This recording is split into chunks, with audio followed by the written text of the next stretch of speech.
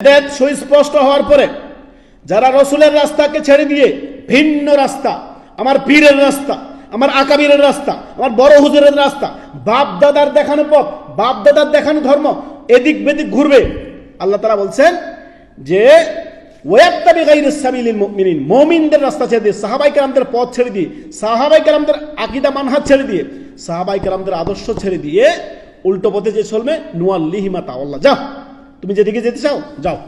জাহান্নামের রাস্তা চলতেছো, বাবা হুজুরের নাম দিয়ে, আকাবিরের নাম দিয়ে, মাযহাবের দোহাই দিয়ে, অমুকের দোহাই দিয়ে, তুমুকের দোহাই দিয়ে উল্টো পথে চলতেছো, ঠিক আছে যাও। নুয়াল্লিহি মা তাওয়াল্লা, আমি সেদিকে তাকে যেতে দিব যেদিকে যেতে চায়। অনুসলিহি জাহান্নাম, তার ঠিকানা হবে জাহান্নাম।